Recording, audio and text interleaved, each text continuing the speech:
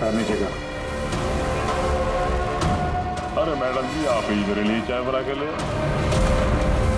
वैसे भी औरतों का काम रसोई घर में होता है, इस सीएड में कहाँ फिर रहे हो आप?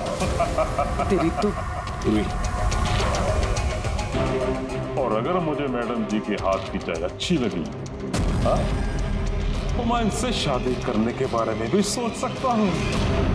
वकील साहब, ये हद से ज्यादा बढ़ रहा है। क्यों? तुझे इतनी प्रॉब्लम क्यों हो रही है अभी? हाँ? तेरा इस मैडम के साथ कोई चक्कर वक्कर है क्या? ये आपने क्या किया? मेरे क्लाइंट पे हाथ उठाया आपने?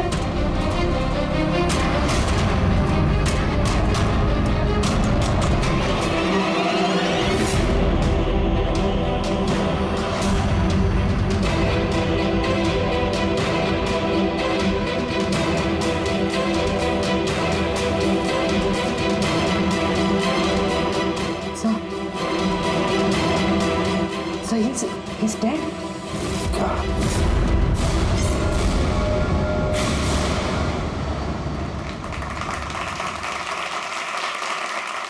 Good evening ladies and gentleman and welcome to सवाल जवाब। मैं आपका होस्ट अभय कुमार आपका स्वागत करता हूं। आज का विषय या डिबेट है कि क्या हमारे देश में कानून के रखवाले कानून से बड़े?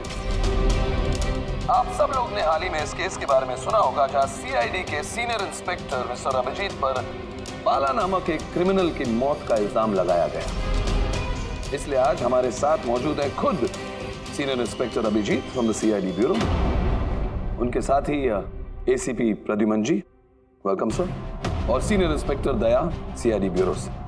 हमारे पैनलिस्ट हैं ex army officer mister Ranveer, ex IB officer Sanjeet ji और एक्स जज मिस मंदिरा, और साथ ही हैं क्राइम के सीनियर एडिटर मदन कुमार जी, और साथ में मौजूद हैं और सीनियर जर्नलिस्ट और ह्यूमन राइट एक्टिविस्ट। तो मैं शुरू करना चाहूंगा ह्यूमन राइट्स एक्टिविस्ट से। कहिए, इस केस के बारे में आपका क्या कहना है? इनके जैसे ऑफिसर्स की वजह से ही कानून का नाम खराब हो रहा है इस देश में। बिल्कुल ठीक। हाथ में गन या ताकत क्या आ जाती है, इन्हें लगता है कि अपने मनमर्जी करेंगे और मानव अधिकार की धज्जियां उड़ा देते हैं इन जैसे कानून के रखवाले। हाँ, मैं तो कहता हूँ कि इन पुलिस वालों से गन ही वापस ले लेनी चाहिए। गन चलाने की नैतिकता क्या होती है इन लोगों को समझ में नहीं आती। जी, मैं तो ये कहूंगा कि ये लोग सिर्फ राई का पहाड़ बना रहे हैं। बाला सीआईडी वालों के साथ बदतमीजी कर रहा था। अब ऐसे में अगर हाथ उठ भी गया तो इसका मतलब ये तो नहीं है ना कि अभिजीत पर खूनी बनने का ठप्पा ही लगा दें आप लोग। और किसी मुजरिम से होता गलती से एक खून तो क्या आप उसे छोड़ देते हैं, या फिर कोई आम इंसान से? नहीं ना। तो फिर जो नियम आम इंसान पे लागू होता है वो इन सीआईडी वाले पे क्यों ना हो? मिस मंदिरा, आप कब से चुप बैठी हैं? इस विषय के बारे में आप क्या कहना चाहेंगे? अभी जी मैं चुप इसलिए हूँ क्योंकि जिस सीआईडी टीम की बहादुरी की मिसालें लोग देते हैं, उनको आज यहाँ अपमान करना ठीक है क्या? देखिए, मेरे हिसाब से इस बहस का कोई अंत नहीं कि अभिजीत सही है या गलत। ये सब अपने अपने नजरिए पे डिपेंड करता है। अब मैं बात करना चाहूंगा एसीपी प्रद्युमन जी से, जिनका लंबा करियर जो देश के प्रति जिम्मेदारी और फर्ज से भरा हुआ है। इस केस में आप किसका साथ देंगे? सीआईडी के अभिजीत जी का या फिर कानून का? देखिए, आज तक मैं हमेशा कानून का साथ देता आया और आगे साथ देता रहूंगा। इंसाफ होके रहेगा और मैं ये कहने का किसी को भी मौका नहीं दूंगा कि कानून हम सीआईडी वालों के लिए अलग है और आम लोगों के लिए अलग। जब तक इंक्वायरी कमीशन का डिसीजन नहीं आता तब तक सीनियर इंस्पेक्टर अभिजीत सीआईडी की ड्यूटी से सस्पेंड रहेंगे।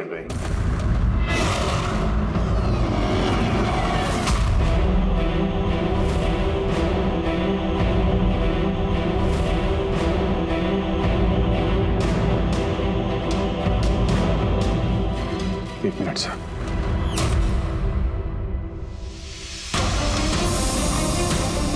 तो मेरे बारे में लोग क्या कहते हैं इससे मुझे कुछ फर्क नहीं पड़ता। अभी आपके मुंह से जो कुछ सुना बहुत तकलीफ हो रही है सर। जो कुछ हुआ आपके सामने हुआ, आप वहीं पे मौजूद थे। अपने दिल पे हाथ रख के कहिए सर कि मैंने जानबूझ के उस आदमी को मारा है।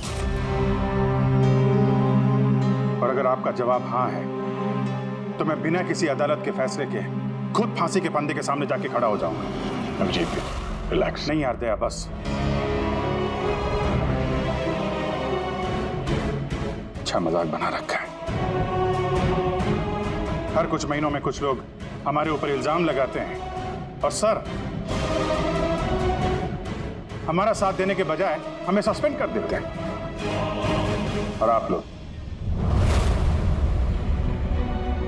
बड़ी बड़ी बातें कर रहे थे मानव अधिकार की।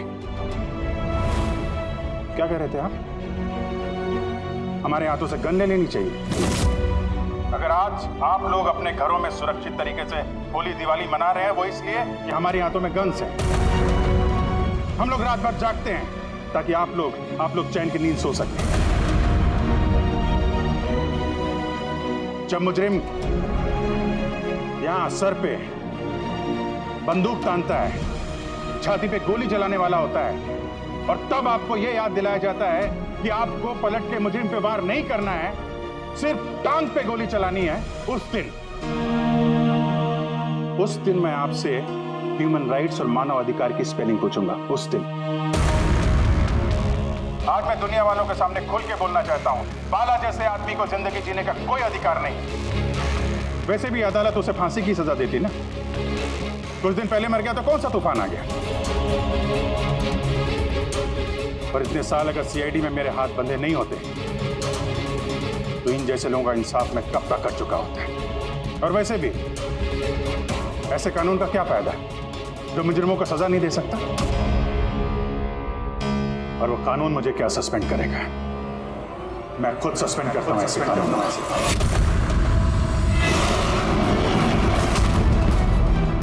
दिल में जज्बा और जेब में इस्तीफा लेकर हमेशा घूमता हूं मैं।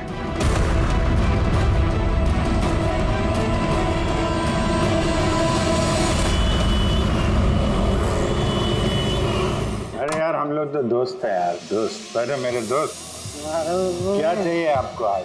अरे कुछ मेरे दोस्त के लिए लेके आओ यार। आप और हम एक चल चल। अभिजीत क्या हो क्या तुम्हें? अरे कौन सी जगह पे बैठे और किस तरह के लोग हैं साथ में? चलो उठो उठो, चलो घर चलो। कहाँ चले? सीआईडी ब्यूरो ही तो मेरा घर था और मुझे वहां जाने की परमिशन नहीं। सर सब ठीक हो जाएगा सर। आप यहाँ से चलिए। सब ठीक हो जाएगा। इससे ज्यादा और क्या ठीक होगा? और अब मैं सीआईडी ऑफिसर नहीं हूं। कोई भी ह्यूमन राइट्स वाला, कोई भी इंक्वायरी कमीशन मेरा कुछ नहीं बिगाड़ सकती। सारे मुजरिमों को एक एक करके मार डालूंगा मैं। और तुम लोग भी मेरा कुछ नहीं कर सकते। और ना वो तुम्हारा एसीपी प्रद्युमन। जाओ उसके पास जाओ तुम लोग। मुझे तुम लोगों की शक्ल नहीं देखनी। जाओ। अभिजीत तुम होश में भी हो? तुम्हें पता है तुम क्या बोल रहे हो? अरे छोड़ो यार, ये दोस्ती दिखानी थी ना तो उस दिन दिखानी चाहिए। आज ही अपनेपन का ढोंग करने की कोई जरूरत नहीं है। क्या बोला तुमने? ढोंग? तुम्हें ये ढोंग लगा? और क्या? सही है, एकदम सही है। सर जाओ जाओ, तुम भी निकलो।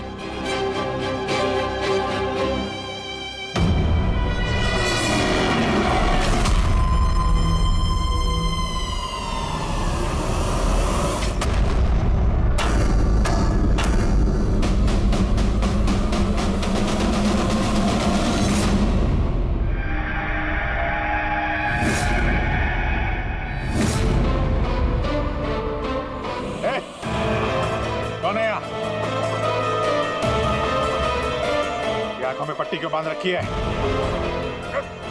बोलो मुझे, कहां लेके आ गए? कौन हो तुम लोग?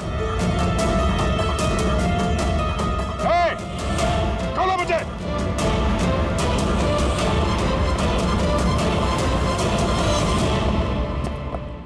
कौन हो तुम लोग? पट्टी खोलो।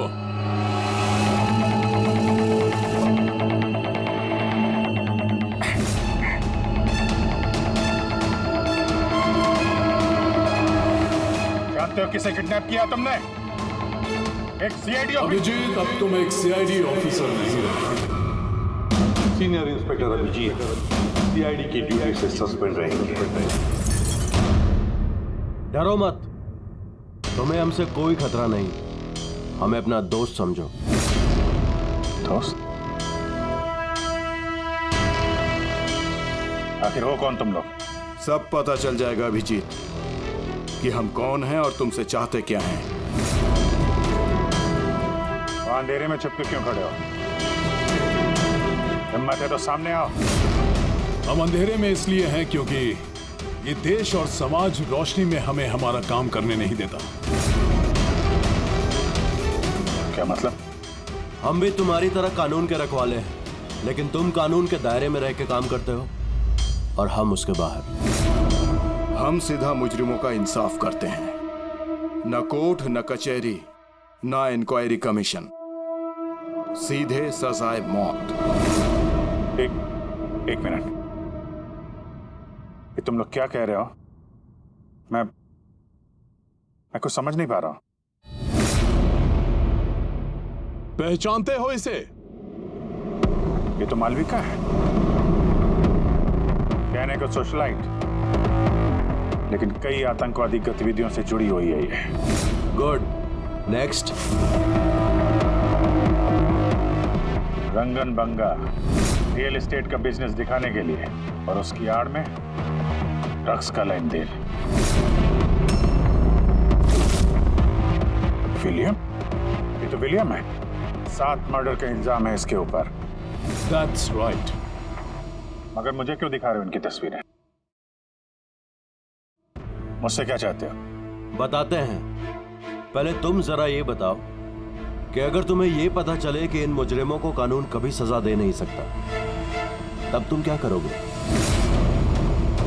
अगर इनको कभी सजा नहीं मिल पाई तो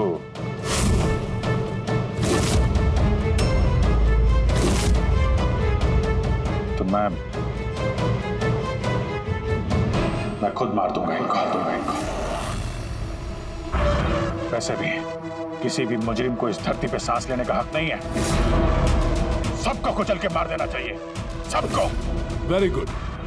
तुम्हारे अंदर हम यही जोश और जुनून देखना चाहते थे। हम तुम्हारा दर्द समझ सकते हैं अभिजीत। अगर बाला गलती से मारा भी गया तो क्या फर्क पड़ता है? था तो वो एक मुजरिम है।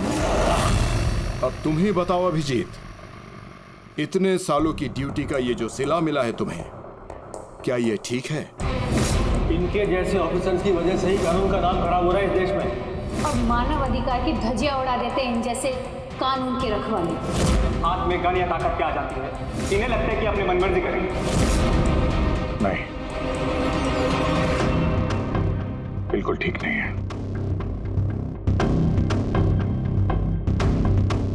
सिर्फ मैं ही जानता हूं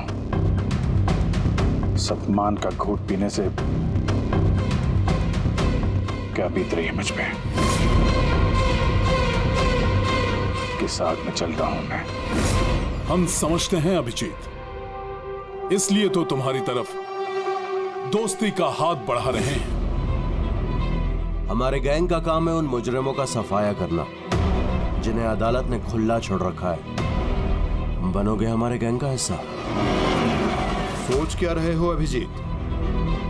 हमारा साथ दोगे या फिर उस सिस्टम का जिसने अनजाने में हुए एक हादसे के लिए तुम्हें सजा दी? मैं नहीं जानता कि तुम लोग कौन हो, पर जब लड़ाई जुर्म और मुजरिमों के खिलाफ है तो अभिजीत का जवाब हमेशा हाँ है। और इससे पहले तुम्हें अपनी वफादारी की परीक्षा देनी होगी। वफादारी की परीक्षा? कौन है आदमी? छगन आज तक 5 औरतों को मार चुका है और अदालत ने इसे दिमागी रूप में बीमार करार देकर रिहा कर दिया। लो रिवॉल्वर और चलाओ गोली।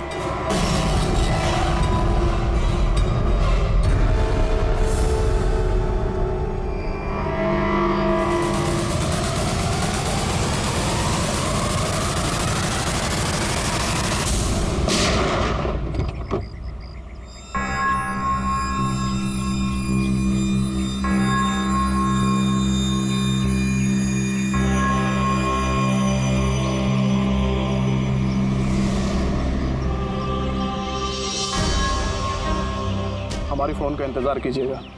और हाँ, जो आपको तकलीफ हुई ना, उसके लिए सॉरी। और एक बात ध्यान में रखिएगा, फ़ोन हमेशा अपने साथ रखिएगा। अगर बाथरूम जाना है तो भी।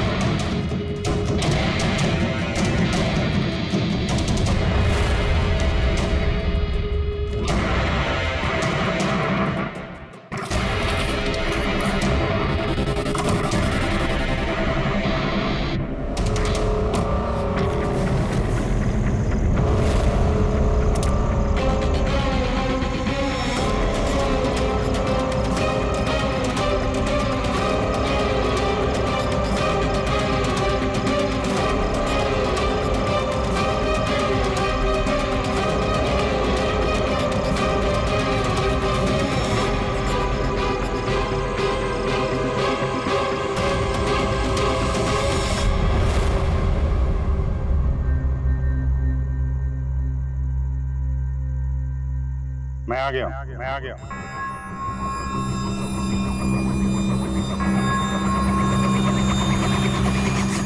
हमारा अंदाजा सही निकला। मतलब जो कहानी हमने फैलाई थी वो मान लिया उन लोगों ने। और चारा ही क्या था? जिस जाल में वो लोग फंसे हैं उसे हमने 1 महीने पहले ही फेंका था। सर, इतने खतरनाक मुजरिमों का एक के बाद एक ऐसे खून हो जाना, ये संयोग नहीं हो सकता सर।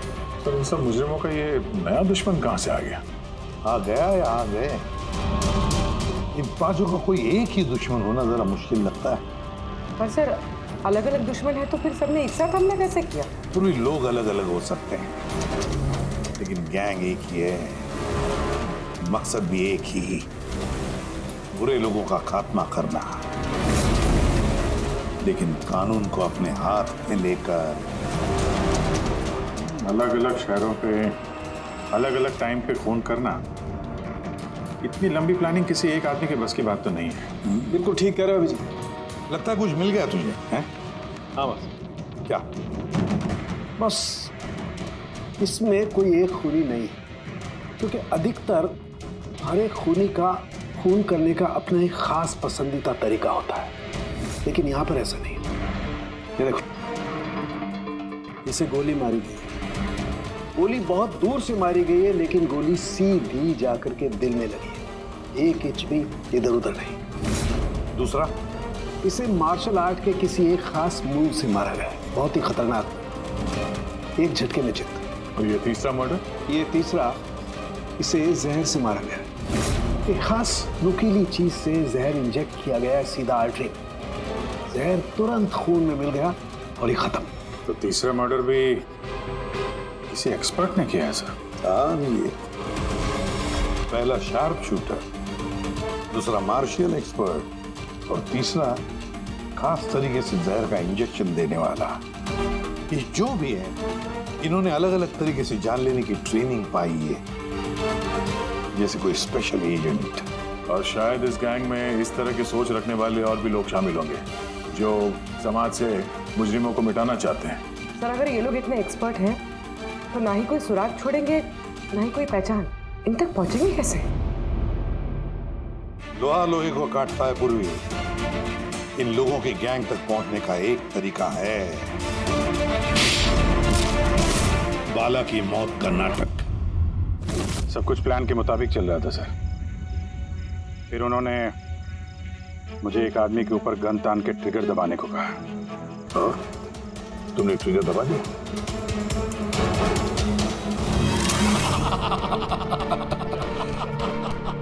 क्या मतलब है ये सब? हाँ?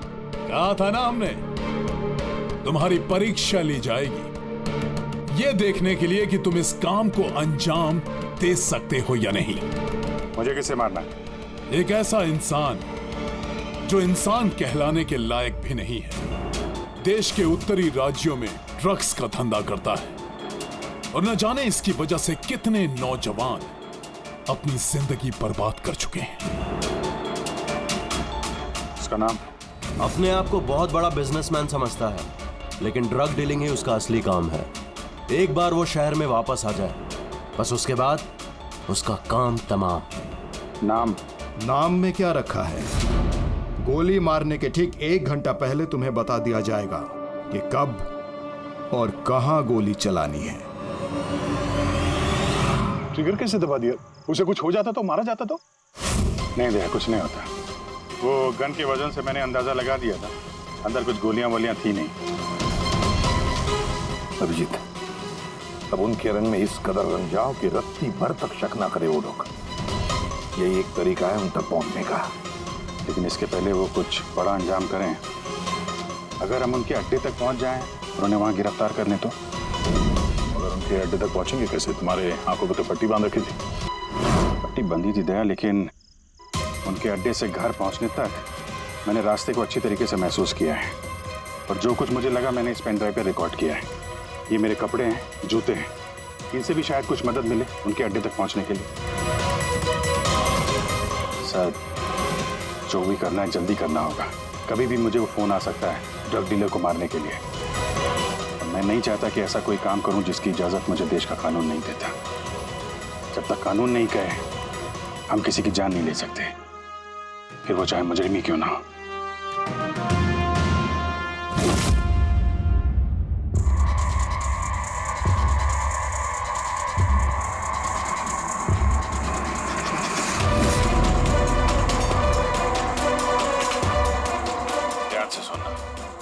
के 1.5 घंटे लगे थे मुझे उनके अड्डे से अपने घर आने में। कार की स्पीड 60 के ऊपर नहीं गई होगी। 15 मिनट गाड़ी ट्रैफिक जाम में फंसी हुई थी। 10:15 उस वक्त मुझे किसी की अर्थी जाती हुई सुनाई थी। और हाँ, जब हम अड्डे से निकले थे तो वहाँ कहीं मंदिर में आरती हो रही थी लाउड स्पीकर पर। कुल मिला के 6 ट्रैफिक सिग्नल पे गाड़ी रुकी थी और कुछ 5 फ्लाईओवर्स थे और हर फ्लाईओवर को क्रॉस करने में करीब 40 से 45 सेकंड लगते। रेलवे स्टेशन और एक फ्लाईओवर के नीचे रेलवे स्टेशन था जहाँ पे ट्रेन की अनाउंसमेंट हो रही थी। सर आप अंदर। सर ये देखिए, अनिकेत कुमार सर, सीबीआई ने अभी थोड़े दिन पहले इससे बातचीत भी की थी। सर देश के कई जगहों पर ये ड्रग्स का धंधा करता है। अभी कहाँ है? सर वो फ्रेडी सर देख रहे हैं। सर ये पैडी है, धान। ओह, ये पैडी है। वो जो तुम अभिजीत की कमीज पर से लेके आई थी वो रेशा, वो एक गनी बैग का रेशा, किसी बोरी का। मतलब पैडी और बोरा, इसका मतलब ये कोई गोदाम है। गोदाम को अपना अड्डा बना रखा है उन लोगों ने। कोई ऐसा गोदाम जहां पर अनाज रखा जाता है या फिर कोई ग्रेन मिल। सर ये रूट लिया उन लोगों ने। ये रूट ठीक वैसा जैसे अभिजीत सर ने बताया था, विरार की तरफ जाता है। गुरजापुर में। हाँ डॉक्टर साहब, क्या? अभिजीत को अनाज के गोदाम में रखा गया था? अनिकेत आज सुबह ही ग्रीस से वापस लौटा है, अभी तो ऑफिस नहीं आया। अच्छा, अब गैंग वालों का फोन आएगा अभिजीत को, आएगा फोन।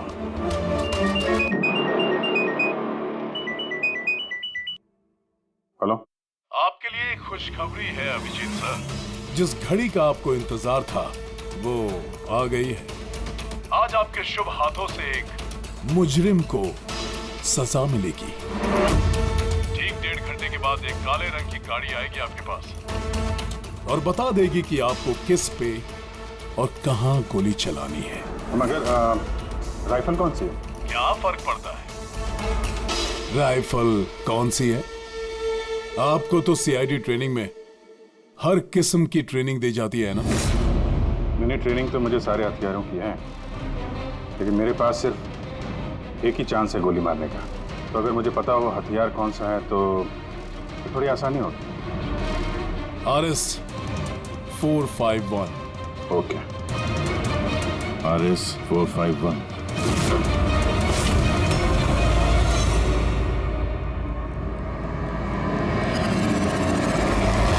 ये क्या कह रहे हैं आप? मेरी जान को खतरा है? फिर तो मैं कहीं जाऊंगा ही नहीं, घर के अंदर ही छुप के बैठूंगा मैं। सारी मीटिंग्स कैंसिल। अनिकेत, घर में छुप कर बैठने से कोई फायदा नहीं होगा। उन लोगों ने ठान लिया है तुम्हें मारने का, और वो मार कर ही रहेंगे तुम्हें। और कुछ कीजिए ना, आप लोग सीआईडी वाले हैं, बचा लीजिए मुझे। बचा लेंगे हम तुम्हें। सिर्फ इस बार गोली हमारा ऑफिसर तुम पर चलाएगा। तुम्हारे इन कपड़ों के अंदर एक बुलेट प्रूफ जैकेट होगा और कुछ खून के पैकेट्स। अगर निशाना इधर उधर चला गया तो? अगर गोली सर पर लग गई तो? कुछ नहीं होगा, क्योंकि गोली भी नकली होगी। और हाँ, तुम्हें तुम्हारे कर्मों की सजा जरूर मिलेगी, मगर पहले हम तुम्हारे जरिए उस मास्टरमाइंड को पकड़ेंगे। अब बताओ, मीटिंग के लिए कहाँ जाने वाले थे तुम? अगली मीटिंग 1 घंटे में है। एक मॉल के बाहर एक प्रोडक्ट लॉन्च है। मॉल के बाहर? हेलो, मुझे लगता है मिशन कैंसिल करना पड़ेगा। मगर क्यों? बाला जिंदा है।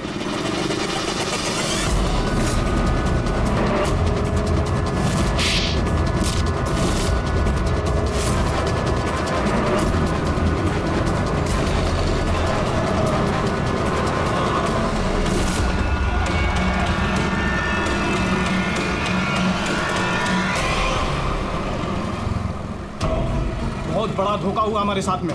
अभिजीत के हाथों किसी का खून हुआ ही नहीं है। प्लान कैंसिल नहीं करेंगे आप। सीआईडी और अभिजीत को इस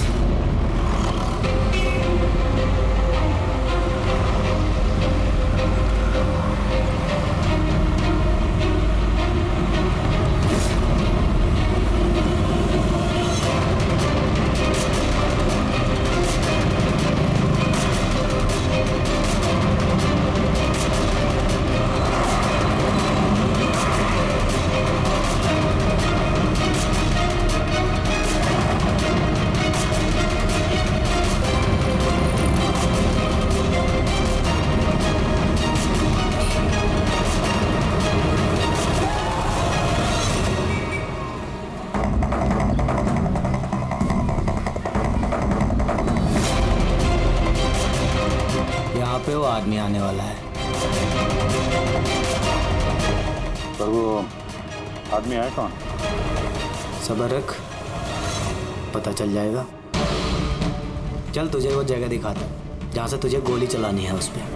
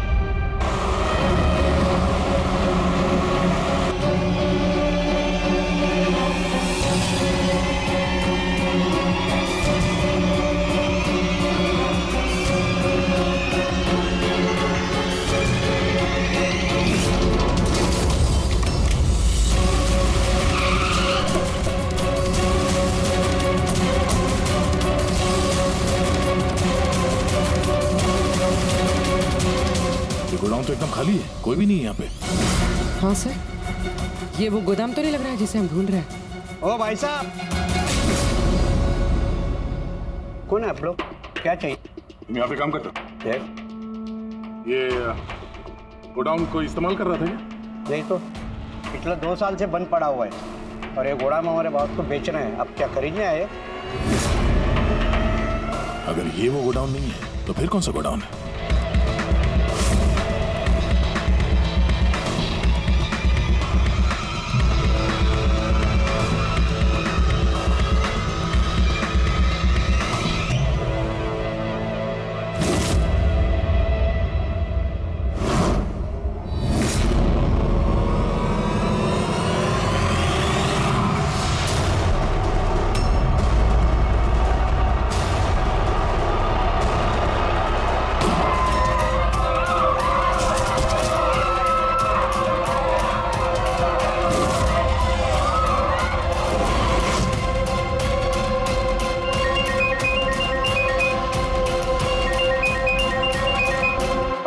मुबारक हो अभिजीत, तेरी कामयाबी के लिए। अनिकेत की टिकट कट चुकी है। अब बैठो गाड़ी में, मिलकर बधाई दूंगा तुम्हें। ठीक है, आ रहा हूं मैं।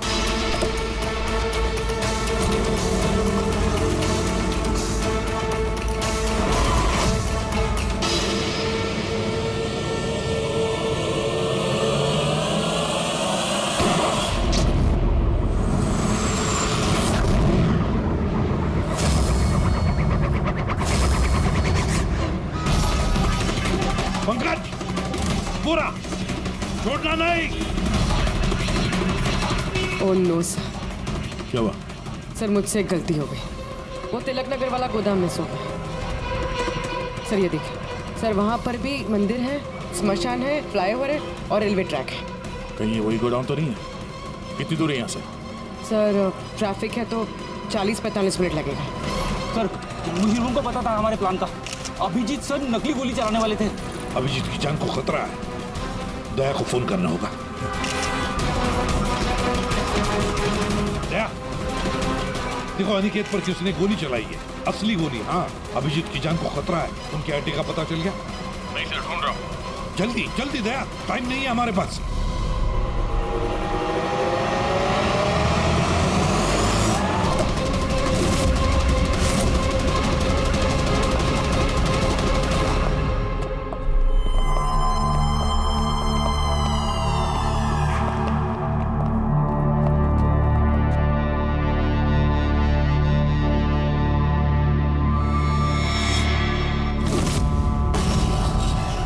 बहुत बहुत बधाई हो तुम्हें, वेल डन। अनिकेत के मौत की खबर हर न्यूज चैनल पर छा गई। और अब तुमने हमारा विश्वास जीत लिया है। इसलिए अब हम अंधेरे से रोशनी में आकर तुमसे अपनी पहचान करवाएंगे।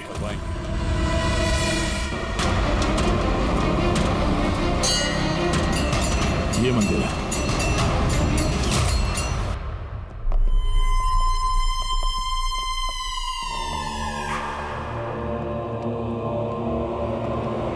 हमारे पैनलिस्ट हैं एक्स आईबी ऑफिसर संजीत जी,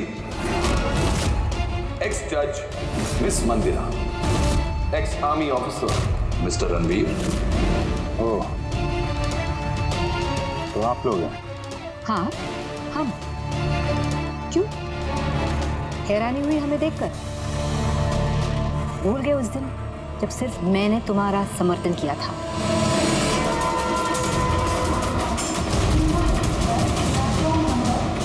ये रेलवे स्टेशन। अभिजीत, हम सबका मकसद एक है, जुर्म का सफाया। मगर आपके ये चौथे साथी, इनको क्या हुआ है? ये सामने क्यों नहीं आ रहा है? मैं सामने आऊंगा भी नहीं, क्योंकि तुम एक धोखेबाज हो।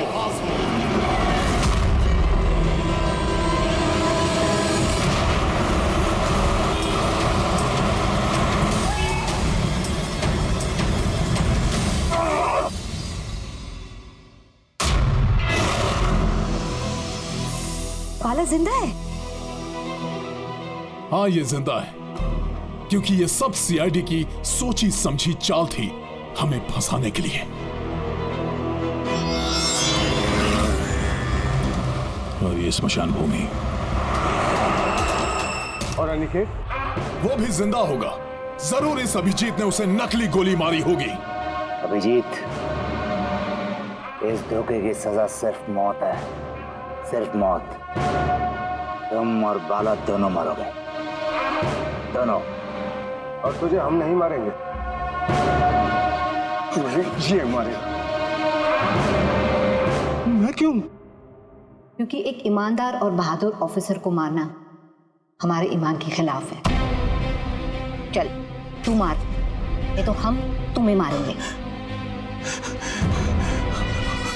वो तो आप वैसे भी मार दोगे। नहीं, हम तुम्हें एक और मौका देंगे। चलाओ गोली।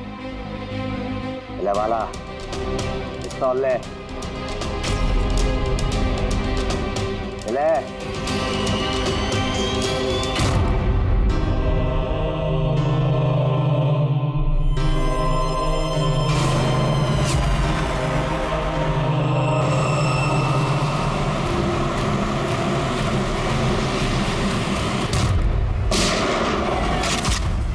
कोई नहीं भागेगा।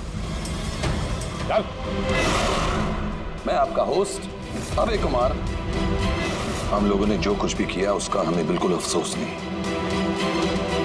हम लोग भी देश के लिए कुछ करना चाहते थे, जैसे आप लोग करना चाहते हो।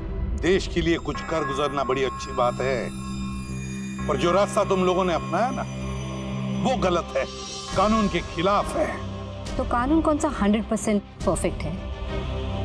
ये वही कानून है जिसके चलते इतने सारे मुजरिम समाज में आजाद घूम रहे हैं। उस अनिकेत को भी आपने बचा लिया ना? हाँ, अनिकेत को हमने बचा लिया, सिर्फ गोलियों से, कानून से नहीं, समझे? रही बात परफेक्शन की, तो 100% परफेक्ट कुछ भी नहीं होता है, उसे बनाना पड़ता है। आप लोगों का तरीका क्या परफेक्ट है? क्या गारंटी है इस बात की कि अपनी सनक के चलते तुम लोगों ने सिर्फ गुनहगारों को ही मारा है, किसी निर्दोष को नहीं? अब उसी अदालत के सामने जाकर अपनी शिकायत पेश करना, उस अदालत से जिससे तुम इतने परेशान हो। अब वही अदालत तुम्हारा इंसाफ भी करेगी। अब पता चलेगा तुम लोगों को कि अपने देश के कानून की मर्यादा का एहसास क्या होता है। केस बड़ा ही पेचीदा था सर। हाँ, तो मुजरिम भी तो पकड़े गए और एक केस खत्म। चलो भाई, घर नहीं जाना क्या? मगर अभी एक अपराधी को पकड़ना बाकी है। क्यों दया? Hello CID. कौन है आप लोग? क्या चाहिए? मैं विक्रांत हूँ, क्राइम टीम से। हमें यहाँ की तलाशी लेनी है। ये सर्च वारंट है। तलाशी?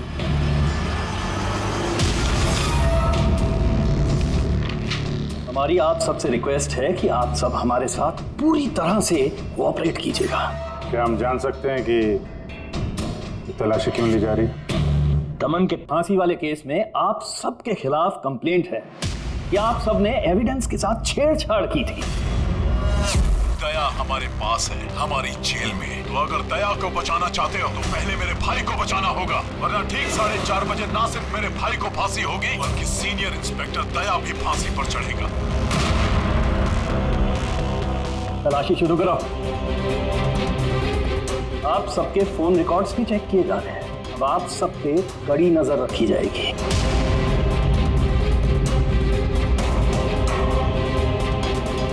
और हाँ, आप सबके साथ अकेले अकेले सवाल जवाब भी किए जाएंगे। मेरी आपको पर्सनल सलाह है, जो भी बोलना बिल्कुल सच बोलना। ये सीआईडी का फ्यूचर तय करेगा। सीआईडी से हैं, कोई पानी का बुलबुला नहीं। और तुम कौन होते हो हमारा फ्यूचर तय करने वाले? हाँ? सीआईडी की बुनियाद सच की नींव पे टिकी है, झूठ बोलना हमें आता नहीं। हाँ हाँ पता है, आप सीआईडी वाले हो, पता है।